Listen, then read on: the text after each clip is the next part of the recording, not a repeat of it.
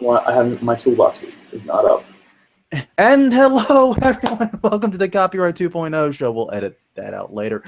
My name is Jonathan Bailey. I am from the website Plagiarism Today, which can be found at plagiarismtoday.com. Also, username Plagiarism Today at Twitter, Facebook, all of the wonderful, wonderful places you might go looking for me to stalk and or build a marketing profile on me. And joining me, as usual, let's see. Dude who looks like a totally different guy. If you're not getting the video version of this, you're missing out. Spartan race runner and all-around epic dude. Attorney Evan Sherez. Evan, how are you doing? I'm doing well, and I think that was your best introduction of me yet. I mean, there have been some impressive ones, but none quite as impressive as that. Yeah, well, you've had an epic week from the sound of it. I mean, I was like, yeah, my site turned 10, but you're like, no, dude, I cut off all my hair and ran a Spartan race. I'm like, oh, you win. I'm going somewhere else now. It's now the Evan Sherez podcast. Well, I would have to say that your son turning 10 was way more impressive than that. Oh, but I did have a pretty intense week. I did a little summer haircut, as anyone who's watching on a video feed could see. I did run a Spartan race, which was a obstacle course with mud and barbed wire and all kinds of fun stuff. And it was now, really a Spartan race, is that it's like a 5K basically, right? Or is it 1 mile? It was 5 miles. 5 miles, almost a 10K now. Holy Christ! Yeah, it was, and you're running it with obstacles like climbing stuff and crawling under barbed wire and stuff. You got it. And you're still alive to tell the tale. I am impressed. Still alive to tell the tale and talk copyright. I run a 5K in New Orleans heat, and I'm pretty much dead. I mean, so you are officially in better shape than I am. Well, I trained a long time for it. Yeah, well, and I'll get there one of these days. But man, I'm always impressed by people that can do things like that. Did you get a time on it or anything like that? I mean, I don't know how these things work. I don't know if it's like a pass-fail thing or if you get a time or whatever. I completed it in 2 hours and 12 minutes. Which out of 9,000 runners was in about the 1,100 range. So I did quite well. Yeah, you did very, very well. I was about to say that is officially 2 hours and 12 minutes infinity better than I have ever completed one. So there you go. Like I said, that's actually really good. I mean, I'm in my head, I've done like 10Ks before and so forth pretty regularly, just the runs, not the obstacle part. So I know that I can complete a 10K in about an hour, roughly, which isn't terrible, which is pretty good. But a 10K plus obstacles in 2 hours, no, I don't think I can do that. That's really impressive, man. Well, speaking of obstacles, we have got 7 or 8 obstacles before us we can wrap up this thing. So why don't you inform us what we'll be talking about? Well, today? We're going to start off by talking about birthdays, and not just Plagiarism Today's birthdays, talking about birthdays in general as we look at the Happy Birthday lawsuit. We have an update on the very bizarre and I would say very messed up situation involving the Ray Charles Foundation. Pandora fails in its bid to secure lower rates by buying a rural South Dakota radio station. I'm going to totally get beat up for that later. Conan O'Brien being targeted in a lawsuit over lifted jokes. Weren't we just talking about Twitter and stolen jokes? Yes, we were. Thank you, reader, for keeping up. Imaginary reader for keeping up. Twitter is also facing a lawsuit over failing to remove a copyrighted photo. Lily Pulitzer in a rare fashion copyright lawsuit. We don't get to talk about copyright in fashion. We do today. And a executive at TD Hill Bank is being sued over infringement in a book that he himself wrote. And finally, the state of Georgia makes one of the most asinine copyright claims in all of copyright history. And we'll wrap up on that. All right, so we want to step into the Happy Birthday lawsuit and the smoking gun we were all promised last week. Ooh, gun that smokes. Right, so we've been talking about the Happy Birthday regime, as you could put it, for a little while, and it's been the subject of controversy for the past few years because someone finally challenged the ownership. It's made a few $1 million a year for a long time, including, I think the story reports something like $2 million in 1996, which I thought was a kind of random year to choose their licensing revenue as to take an example from. But nonetheless, we were, as you mentioned, promised a smoking gun in the case. Yeah, and unfortunately, my smoking gun is not working properly. It's not firing smoke rings like it used to do. Come on, buddy, you can do it. It actually is a smoke ring gun someone got me, so I have a literal smoking. Sorry. No. So, joke's done. Okay. You could at least inform me that we were going to do some sort of like pun like that. I did. It totally was spontaneous. I said smoking gun. I'm like, I have a smoking gun. Wait a minute, right here. I could have set you up with something good. Yeah, you could have. You really could have. But it was totally spontaneous and accidental. Go ahead. So one of the main allegations, or the main allegation, is that the Happy Birthday song, which is the combination of the melody and the lyrics, is actually in the public domain because it was published a long time ago, and the copyright has either elapsed or it wasn't published with a copyright notice, which under previous regimes would release it to the public domain at that time. And so we have a case right now that is ongoing in which this is alleged, and apparently the smoking gun has arisen. Now, with no further ado, the smoking gun is the 1922 version of a songbook, which has been uncovered. Now, how the plaintiffs uncovered this book allegedly was that the defendants finally released, a year after the end of discovery, a 1927 version of this book. And this was a year after the closing of discovery, in which it was mistakenly not released, which is very sketchy.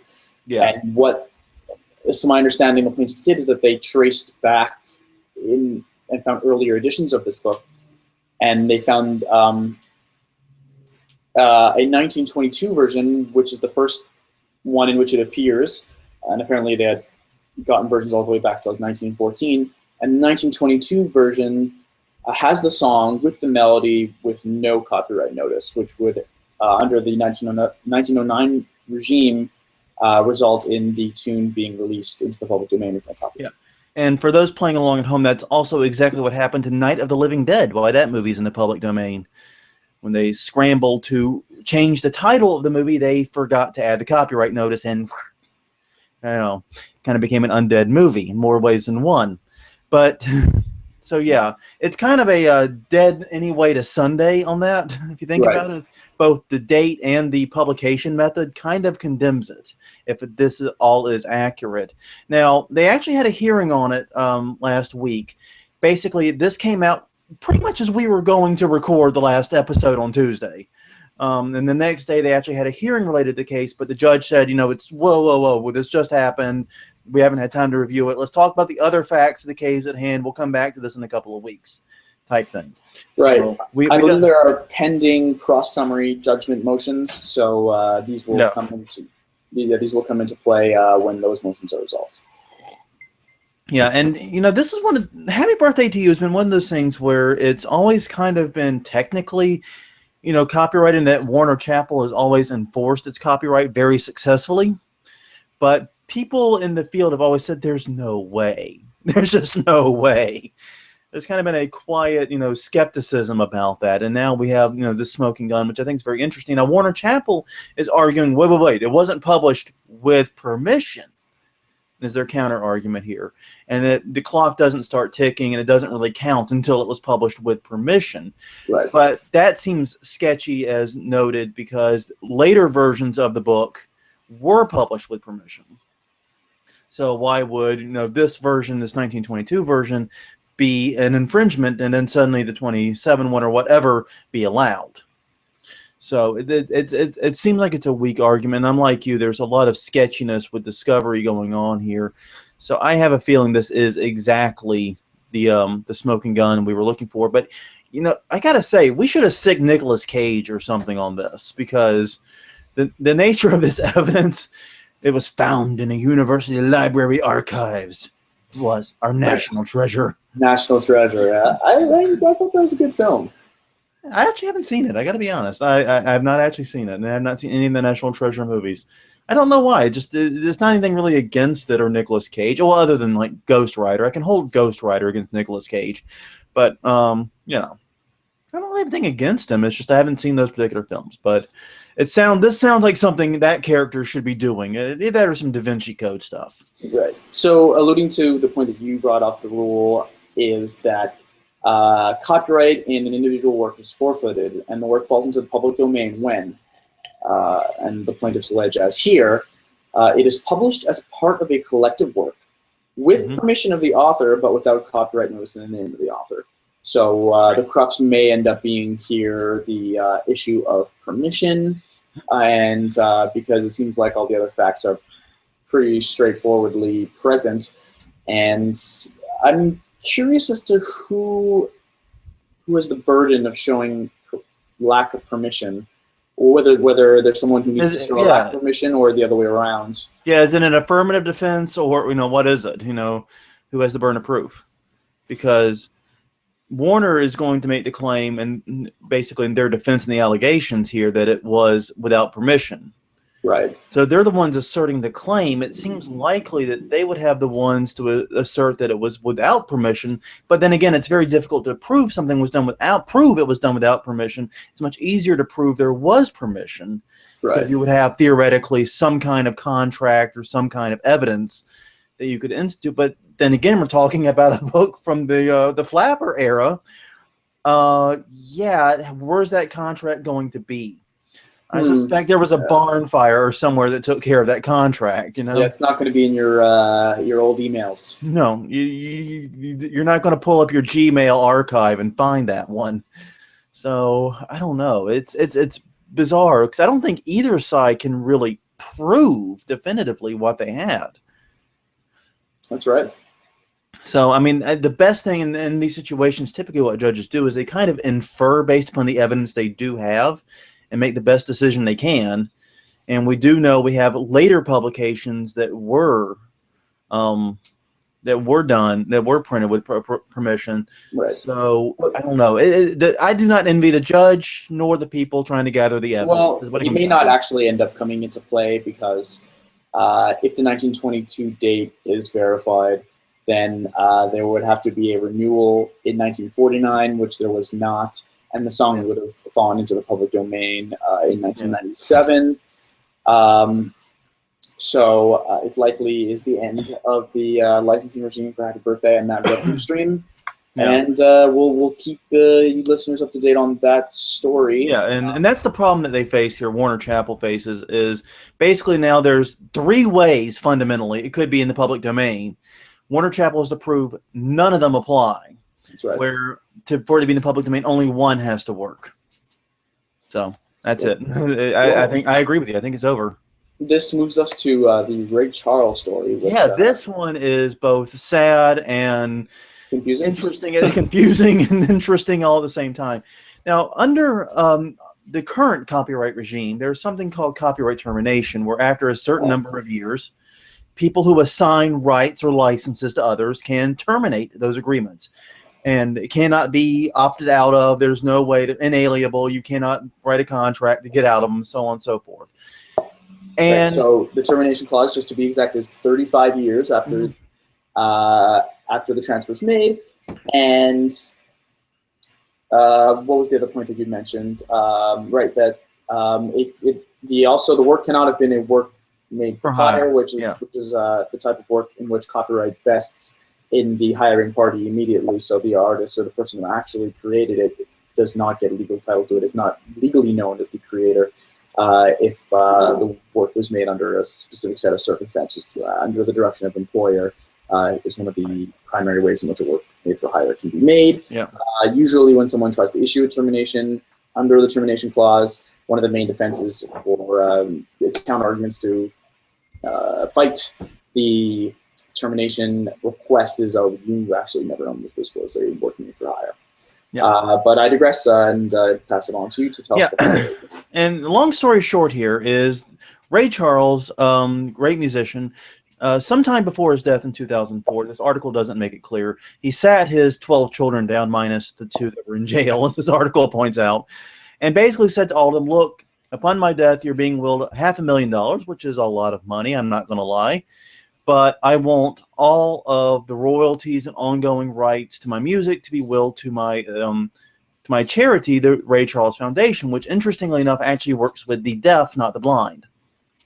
And the Ray Charles Foundation actually works I'm trying to recall the exact function, but I believe they provide hearing aids and assistance to deaf children because, as Ray Charles put it, he wanted to make sure everyone could hear and enjoy music. He never felt disadvantaged for being blind, but said being deaf would have been a mortal crush to him. Wow, very interesting. I always found that very interesting about the Ray Charles Foundation.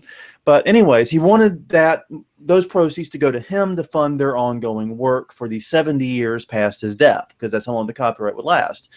Well, his heirs basically filed a copyright termination notice on, I believe, 39 notices on 51 works, which is a huge chunk of Ray Charles's catalog, terminating the agreement they had with Warner Chappell. Now, theoretically, that agreement would divert the rights back to the foundation, which in turn would mean that they would no longer be paying those royalties to the Ray Charles Foundation. They'd be taking the money for themselves. The foundation was understandably not too pleased about this and made a motion to try to inject themselves into this dispute. The court declined initially, saying, look, you're not the people the termination was filed with. Warner Chappell is the group that is the right to challenge this. Right, well, because they're the copyright owners. They're the ones. They're the copyright owners currently. Yes. They're the ones that was assigned the license, and the agreement is actually with. The foundation was only the beneficiary of the royalties in which the Chappell was receiving. They would like most musicians, Ray Charles transferred the rights of his music to the Warner Chappell, or to a publisher in general, and said, okay, in exchange for this, you pay me X royalty. And after my death, that royalty goes to the foundation. So the agreement was with Warner Chappell. Like I said, they were originally denied. The foundation was originally denied the ability to inject themselves into the argument, but the appeals court has overturned that, saying that they do indeed have standing to enter the case and can have their arguments heard, which is sort of a big shift in the thinking on copyright termination. Well, I found a few things confusing about this case. I found a lot confusing, but yeah. And let's start to tackle them one at a time here. So, if his children the first thing I'm curious is how his children have a right in the first place, right? Because I thought that he willed these royalty rights to the foundation. Yes. And so that was one of the things I haven't had time to look into it. My initial instinct is something to do with like the inalienability of the termination right that you were mentioning, so that it automatically passes to the heirs regardless of whether it was willed somewhere else. And then the second thing I was confused about, which I did end up looking into, was, like, what was the cause of action? And that's basically what this case ended up talking about, was that there was this cause of action that I guess this court found under the statute and the whole zone of interest in order to grant standing under this transfer part of the copyright statute. Am I making any sense to you, John? Yeah, you are. Okay, great. You are. No, you haven't lost me yet. But okay, you're borderline, but not yet. Okay, so the court talks basically about standing. Yeah. And that this is a standing case. So it brings the basics of standing into play here, which are that you need three things. The first one being that you need to suffer a concrete and actual injury. The second one, that there be a causal connection between the injury and the conduct complained of. Mm-hmm. And number three, that a favorable decision will likely redress that injury. And, they went through these categories and said, hey, you're receiving royalties. You may not own the copyright, but you're a beneficiary of that. And if this termination is granted, then you won't be the beneficiary anymore. It's going to be a whole new deal. So there is a harm. So there's an actual injury coming through, and the causal connection is pretty clear. The termination granting equals no money, yes. And then a favorable decision will be likely to redress that unwinding that injury, that potential injury, So they're like, hey, that's all gravy. But I was still confused about, like, hey, what's the cause of action, like what are they suing under? And so, as it turns out, there is something called a zone of interest test. Let me pull this up, in which you can figure out whether a statute kind of gives rise to a cause of action, and the part of the copyright statute that we're talking about here is that termination. Yeah. Right. And so, is there some sort of a right to challenge a termination under this statute? Because a lot of rights and obligations are granted by statutes. Yes. But those statutes don't always come along with a private right to action. And by that I mean sometimes there are, for example, environmental laws. And, as a business, you can't dump a whole bunch of, chemicals into a city drain. But even though that's not allowed, just Joe Citizen can't sue you. Well, there went my secondary business model. Thanks a lot for ruining it. So, and so there has to end up being this connection between what the statute was meant to protect and the litigants. And I pulled up this zone of interest. Sorry, I have so many tabs open. So it ends up, the court has to end up analyzing whether the injury suffered is the kind of injury that Congress expected might be addressed under the statute, and the court ended up finding in this case that this zone of injury test is satisfied, and there was a cause of action under the copyright statute in this particular clause of it for this type of injury. And I know I kind of oversimplified it there, but that's the basics of what went on here in this case. I think you simplified it just the right amount for the podcast. Okay, perfect. Which is basically saying that under this particular law, the zone of interest is met. They are within it, basically. Exactly. And that, therefore, they are allowed to move forward with their suit and with their challenge of this termination. And that seems perfectly reasonable. And, it's interesting because usually when we think about copyright termination, we think about, artists reclaiming rights for themselves or their immediate heirs doing so, and taking it away from the record labels that may have, signed exploitative contracts or, otherwise injured them. But here it's a little bit different in terms of who's being cast as the hero and the villain, it seems. The heirs are not winning a lot of they're not going to win any popularity contests. No, not with their deal to promise to stay out of it in exchange for money, and then maybe that money was dried up, and now, hey, remember that thing we said? We didn't mean it. Yeah, no, not looking so good. Well, you want to shift gears to Pandora and talk? Let's shift gears to Pandora. This is another one that's a little thick to unpack, but we can get through it. Yeah, basically, some time ago, I'm trying to remember when it was. I thought it was in this article, but I'm not seeing it. In 2013, there it is. Control F20. Pandora bought a radio station in Rapid City, South Dakota. Now, this is where I have to say a bit of an apology, because when I first wrote about this in the 3 count, I mentioned that it was a quote-unquote rural radio station.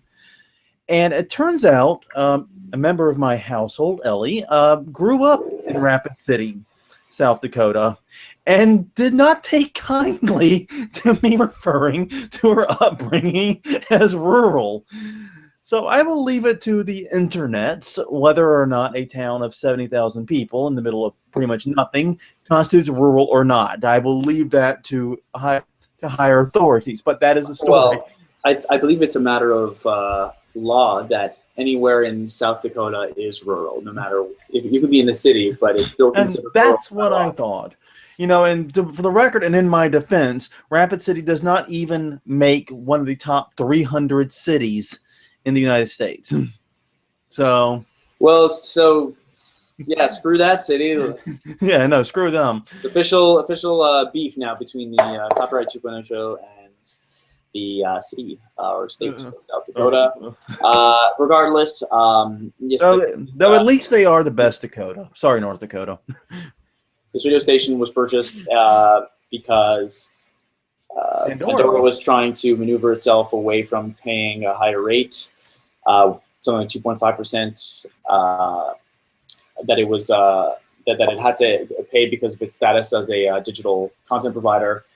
So it bought this radio station in South Dakota, and it argued that it became a traditional broadcaster who should be able to use they should be able to have their payments fall under another digital licensing arrangement that BMI made with the entire terrestrial radio industry. But a court, why don't you tell us what the court said, John? Basically, the court ruled, long story short, that owning a single radio station did not change your primary business model. It did not automatically qualify you to exploit those terrestrial radio rates. That basically you are not running a terrestrial radio business, and that the reason those radio stations get a lower rate is because of the complexities and the expenses that come with their primary business model of operating this big antennas and all that stuff. And as a result of that, no, it doesn't work. You do not get to piggyback on the terrestrial radio station rate, basically. Exactly. And so, yeah, it was a big swing and a miss for Pandora. They've really tried just about everything they can think of, including apparently buying a radio station, to lower the royalty rates, and they keep getting turned back. And 2.5 to 1.75 or whatever doesn't seem like a huge deal. Like, it's only 0.75%, but you're talking about millions and millions of dollars of revenue, and this is out of the front end. This is the revenue rate this comes out of. So yeah, it's a lot of money. It's not chump change. And Pandora is obviously willing to purchase a rural South Dakota radio station in order to in order to make that happen. And I will probably be sleeping on the couch tonight, I get a feeling. But yes. So no, it was interesting move, Pandora, but you lost. It's really that simple. Interesting move indeed. Bold. It was a bold strategy, Cotton, but it did not pay off for them. Not pay off. So Conan. Let's move to this Conan story. Yeah, this one is a lot of people in a tizzy. Yes, a tizzy, I tell you. This is my favorite story of the day. I think it's got some really good opportunity. It presents some interesting opportunities to analyze some of the basic copyright tenets that I like to discuss. And we'll get into that soon. But it's my favorite story also because I'm a big Conan fan. Oh. Because I think there's a lot of meat here. The basics of the story is that Conan was sued for copyright infringement. Yeah. And it's his company more than the individual. I don't know if he was named, but his company was definitely named by a gentleman named Robert Caseberg, who says 4 or 5 of his jokes were pretty much stolen by Conan, and recited on his monologue, and he's suing for the maximum of statutory damage for each individual joke stolen. And Stoke. It is a mashup of stolen joke. Yes, a Stoke for his Stokes that were stolen. I need to. I feel like that's a pretty good term. Anyways, yeah, it is actually good, surprisingly. So yeah, a few interesting notes about this, and maybe the reason, partly one of the reasons why he decided to sue is that Mr. Caseberg is allegedly a contributor to the Tonight Show with Jay Leno for 20 years. So we all remember what happened between those two. Yeah, then it's pretty interesting. It's like, wow, comedy writing must be like the smallest world ever for that to have happened. Yeah. But yeah.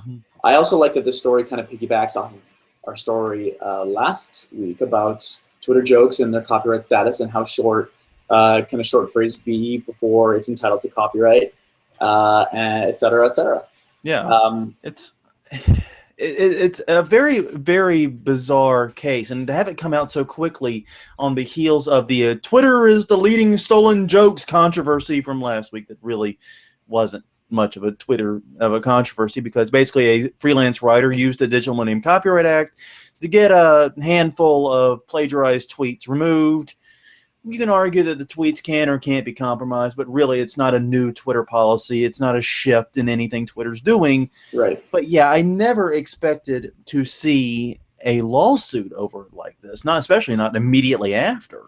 So I think it's distinguishable from the Twitter situation because a lot of these jokes were more than just a short phrase. They were either the length of a short tweet or the length of 2 tweets. Mm-hmm. So you're getting into longer territory here. One of the angles that I think is interesting here is jumping into proving copyright infringement, which requires both substantial similarity, which is a topic we talk about a lot, but also proof of copying, which is one of the things we don't actually end up talking about.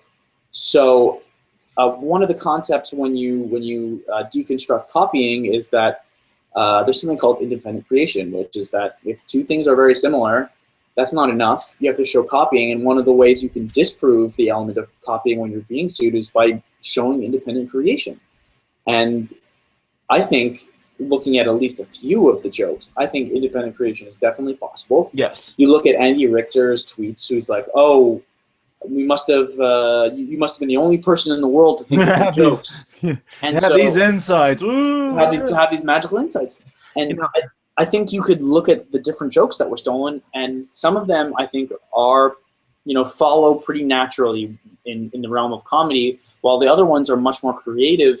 And I think it would be much harder to prove independent creation because they're just too similar. So I took 2 here for you, and here's the first one, which I think is just like, it wrote itself. So I think there's a much stronger case for independent creation here. So the joke was that a report came out saying that the Washington Monument, which of course is a phallic it's an obelisk. It's an obelisk. The report came out that it was 10 inches shorter than previously thought, and this was in the wintertime. And so they're like, "Oh, you got to you got to have a really cold winter if even the monuments are suffering shrinkage." And so they both said something to that extent.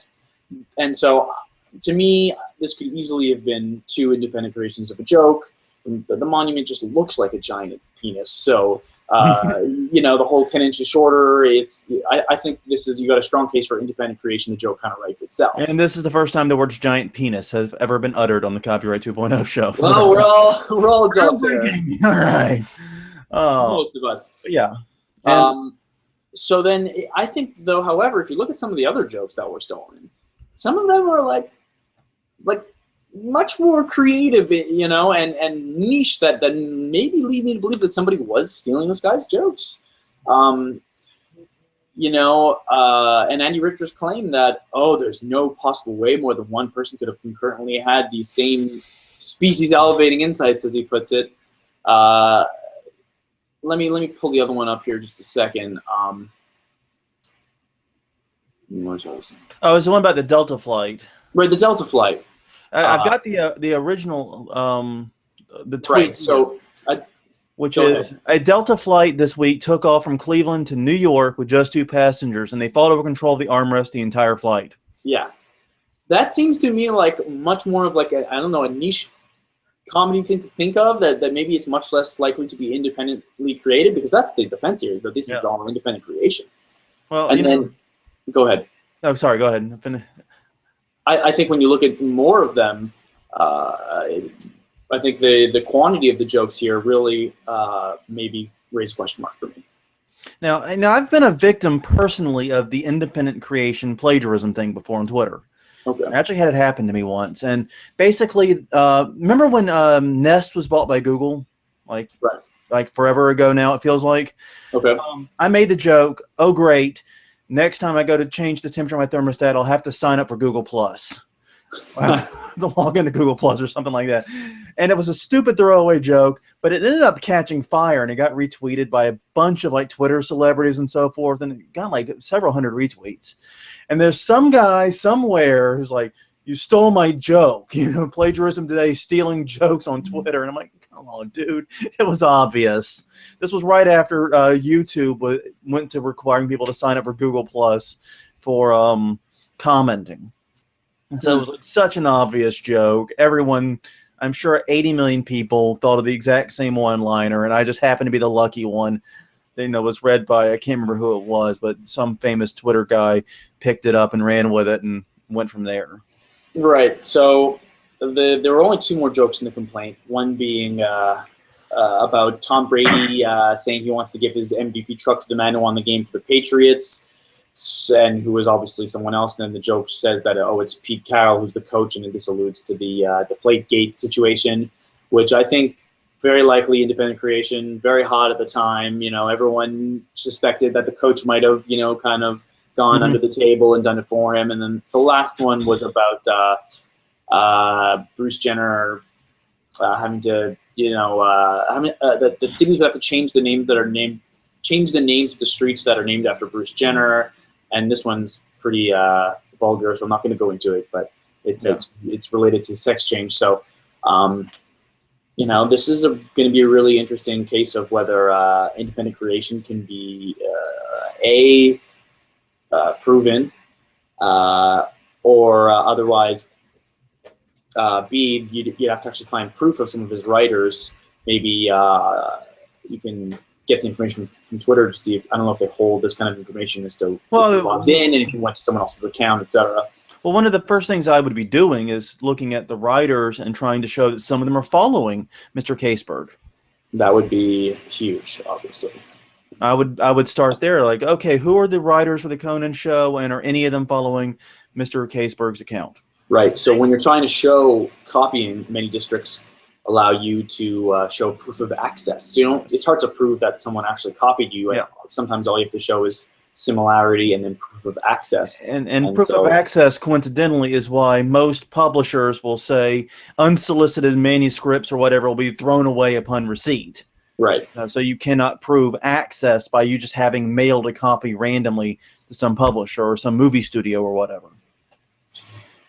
So yeah, this I think that's all I really have to say about this story. But it's going to be interesting, and you know, plagiarized jokes are no laughing matter. That's what we're learning in recent weeks. That was Terry's joke, right? Yeah, I think it was. I think no. I wanted to copy that exactly, and then just kind of like tag him in location, and just defer the irony factor of tweeting the copyrighted jokes is no laughing matter. But I'm not going to figure out how to do that. It's like when I was on a This Week in Law once, they said that someone made the claim a tweet can't be libelous or something like that. It's not enough to be libelous in a tweet or something like that. Mm-hmm. And so I quickly hopped on my Twitter and said, so-and-so punches grandmas in the face. Hashtag tweets aren't libel. I find that very hard to believe. Yeah, it was a very bizarre case where I'm trying to remember what the exact argument was. It was a long, long time ago. We're talking about something that happened like 5 years ago now. But it was a case involving libel on Twitter, and it was, you know, basically made the argument that it's very difficult or almost impossible to libel someone in 140 characters. I'm like, give me a go at this. I've got this. I can destroy someone's reputation in 140 characters. You know, I definitely think it's possible to destroy someone's character. Oh, absolutely. I agree.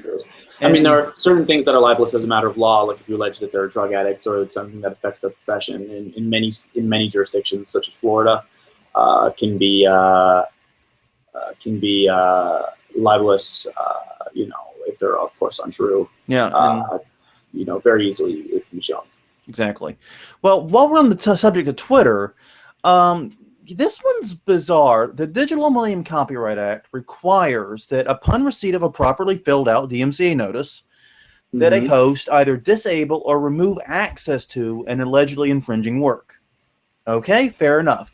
But what does it mean to disable or remove an allegedly infringing work? Well, that's going to be a question in an upcoming lawsuit where the photographer Kristen Pearson has filed a suit against Twitter, claiming that after receiving a DMCA notice, Twitter didn't actually remove the work, that Twitter removed the tweet her photo was mentioned in, but that the photo itself remains active on the twimg.com, Twitter's image host, if you will, service. And indeed it does, or at least as of the filing, did appear to be still there. So, yeah, kind of bizarre case.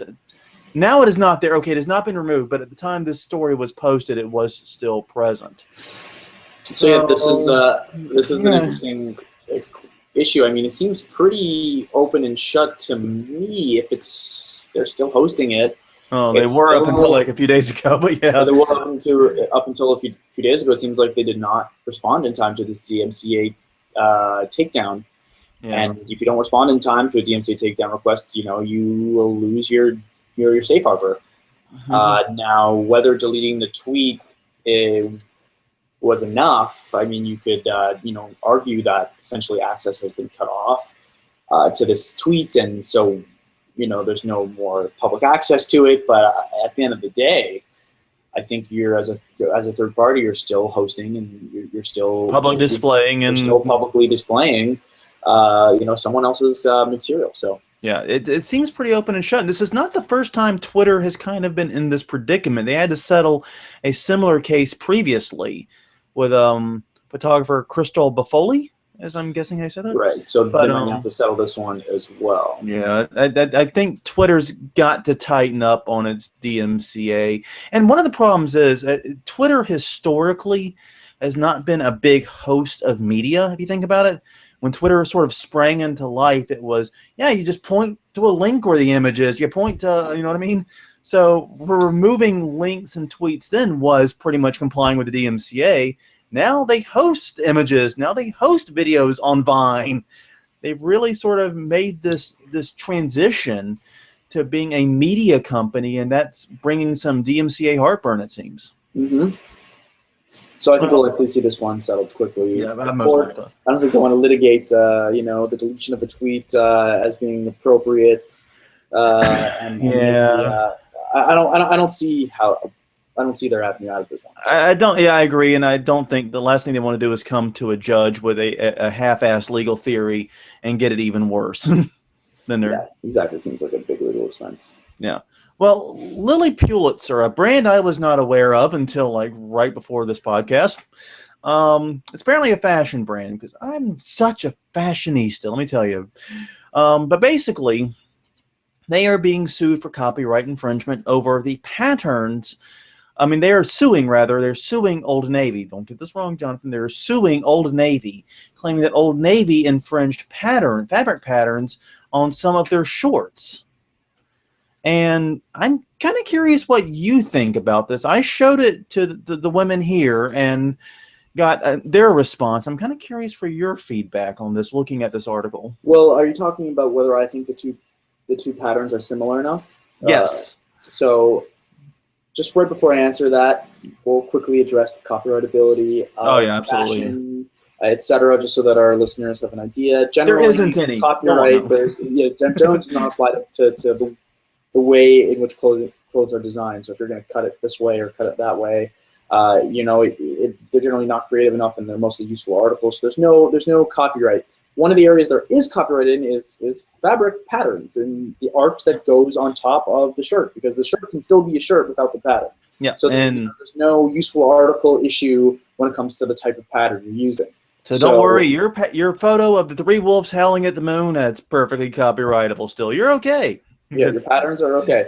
So the question here comes to substantial similarity and the same topic in which we talked about, which is proof of access. I think independent creation is another. I think that's actually what they alleged here, right? Which is that the people we hired to do this created it independently, and so this is a second issue of proof of access and independent creation that we've talked about.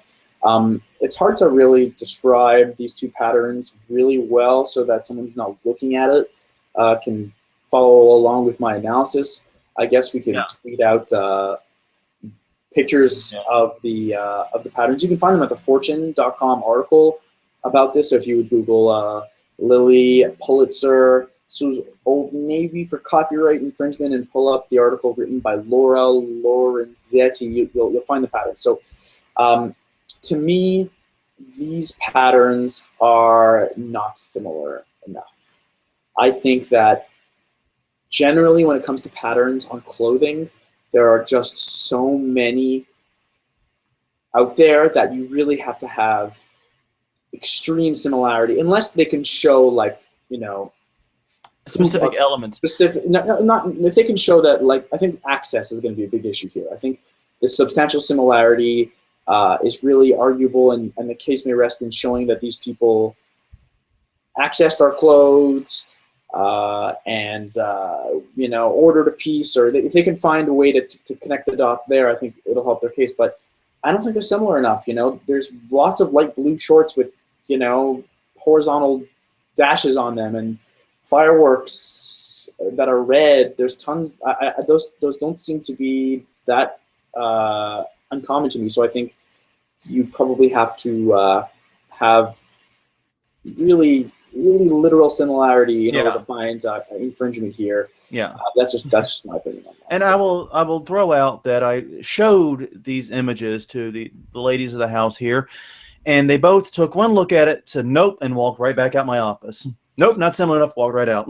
So they thought that they had the same opinion as I did, right? Yeah, basically. It's just not close enough. They said, and I tend to side with them and you.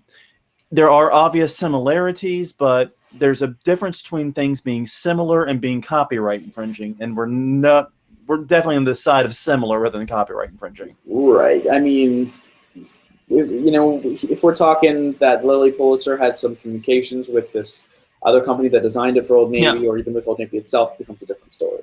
But, and like I said, you could definitely show.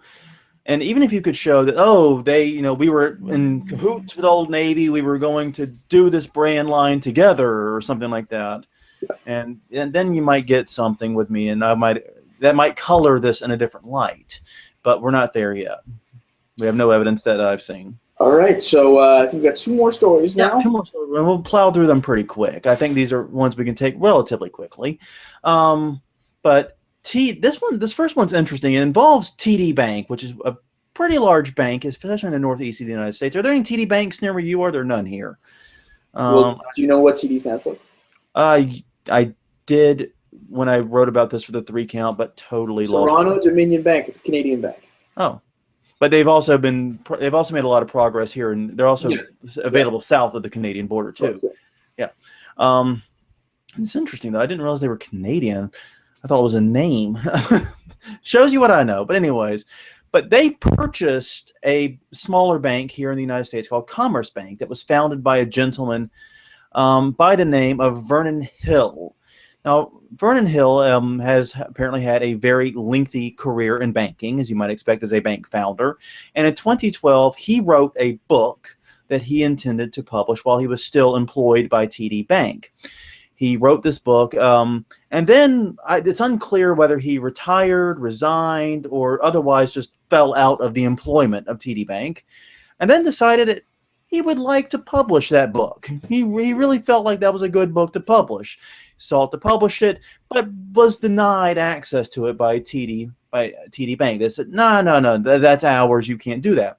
And so Mr. Hill went out and said, well, I will write another book. And he did, and he published that other book with the aid of a co-author. When TD Bank saw that other book, they went, hey, wait a minute, this is a little bit familiar to me, and actually ran plagiarism detection software over it and determined that I think 16% of the book, including whole paragraphs, was lifted verbatim from Hill's original work, which in turn is why they have sued and now have had some degree of success in suing him over the book that he himself has now written twice, apparently. Yeah, so... this goes back to work for hire. Yes, it does. And the intellectual property contained in those 19 pages were made for hire, and thus the property of the employer. Yeah, and that's where it pretty much ends, is basically that when you create something while you're under the employ, and this gets into employment law and employment versus independent contractor, and God help me, I'm not going into that. Right, work made by an employee within the scope of his employment becomes the intellectual property of the employer. Bingo, control alt bingo, it's that simple. And in this case, TD Bank owns that book, and when he went away and tried to publish another version of it, it just wasn't different enough. Basically, it violated the intellectual property of his own work. So yes, you can plagiarize and copyright infringe your own work depending upon when you wrote the previous work. A lot of people are very surprised about that.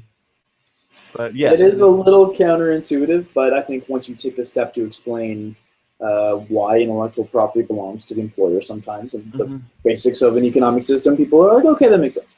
And you know where this comes up a lot more than banking is journalism. Right. You will see journalists, and this is what happened, like, for example, Jonah Lehrer will write content for one newspaper while employed by them, do all this work, then go to another newspaper, and then try to copy and paste their previous work, and then get called on both the ethics and the legality of it. And then people are like, hey, you can't self-plagiarize. He wrote it. I'm like, yes, but he wrote it for someone else. And that's a problem. So, yeah. All right. Georgia. Right. Freaking Georgia. You know what? We picked on South Dakota. Let's pick on Georgia some. I know you may be surprised by this. I mean, obviously the allegations of terrorism are outrageous, but I don't know if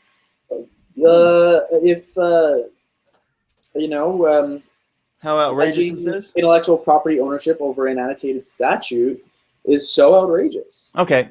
Well, let's start with looking at the idea of government and public domain. In the United States, right, works created by the federal government, big F in this case, federal government, is by the federal government and its employees, not necessarily by contractors under its employee, but let's just talk about the big stuff here, is public domain automatically. The big idea is that your tax dollars paid for it. Copyright should not stop you from using it. This is why all those pretty photos by NASA can be your screensaver the second they are sent back to Earth.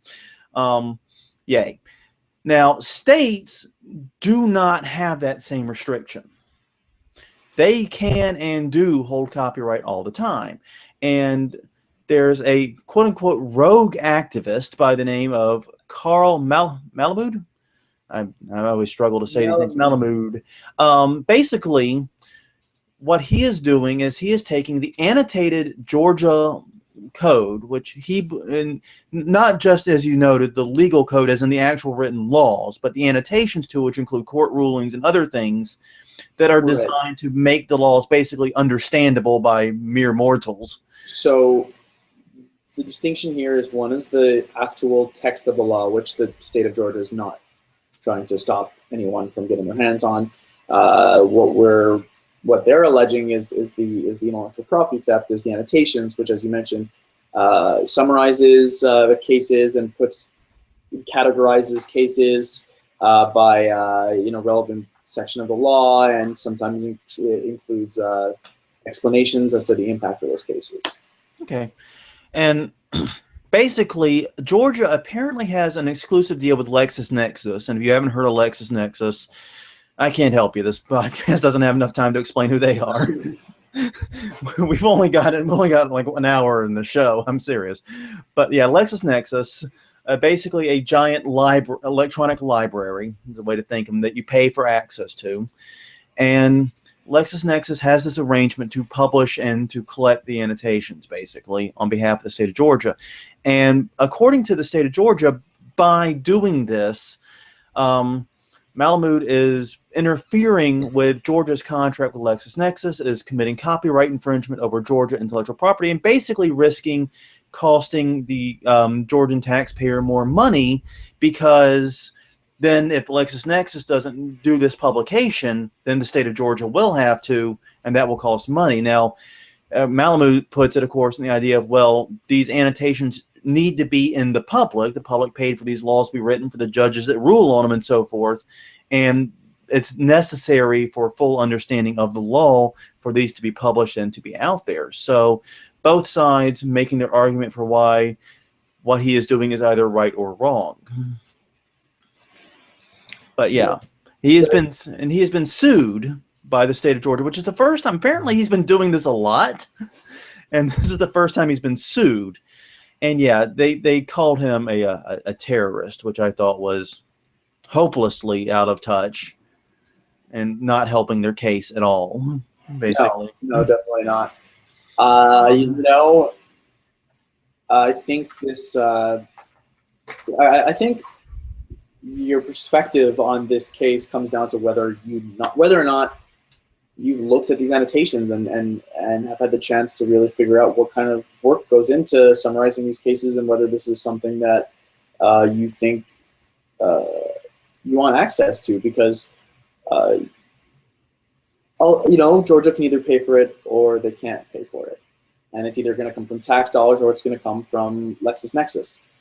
And I think the people who really need access to an annotated Georgia code is probably the public more than the lawyers. And so I think from a policy perspective, maybe you are right. Maybe this is something that should be available to them because the lawyers can, for example, pay LexisNexis to do this for them, and maybe LexisNexis could have more advanced annotation available to attorneys, and that this other annotation system can be available to Georgia, citizens at the same time. Who's got the infrastructure to make these annotations searchable online, which is the only way anyone really finds this kind of information, and that's Lexis. And so maybe Lexis is really the only real avenue in order for the public to get this information through their attorneys, and therefore the system needs to be protected, and these fees need to be able to be paid to the Georgia state government from from Lexis. Yeah. And Lexis being the right avenue in order to get this information. I don't know. I think it's definitely a complicated issue, and the process of getting laws and annotations to the public, it's not a simple thing for certain. Now, the one question I have, and maybe it's something I don't really understand here, is who is writing these annotations? Is it LexisNexis doing it, or is it someone from the Georgia state government? I think it's someone from the Georgia state government. Yeah, because that's why they're the ones doing the suing, because they are the copyright holder. Right. Right. Okay. That's what I was thinking, and I just want to really check myself before I wreck myself on that one. I might have said something really stupid, but yeah, I agree that this is a complicated issue, but I also, from a policy standpoint, I'm not comfortable with the idea of hiding laws and annotations and things that the public needs to understand the laws of their state, behind any kind of paywall, basically. I'm not comfortable with that. And while they say that they're comfortable with the actual code being made public, they're fine with that. It's the annotations that are at issue here. At times, the annotations are extremely important in understanding the law and how it's being applied. It's perfectly understandable, and I think that importance kind of cuts both ways in both the importance of access and the importance of the fostering of the creation of the annotations through the ability to sell those to bidders like LexisNexis. I agree, and it's a tough question, and I hope we find a good solution to them. And maybe one of the solutions down the road will be using a nonprofit organization to create and to manage the annotations rather than a for-profit party. Just one possible idea. Possibly. All right, John, I got to run. I know. You got to get out of here, dude. I know you've got an event. I got a thing to go to. So I'll just quickly say my name is Jonathan Bailey from the site Plagiarism Today, which you can find at plagiarismtoday.com. And I'm Plagiarism Today at all the things. The guy getting ready to leave is Evan Sherez, and he is at evansherez.com. I'll switch it back to him so you can see his username. It's at EVANSHERES is his Twitter handle. So follow him there. On that note, everyone, thank you very much for joining us, and we will see you guys next week.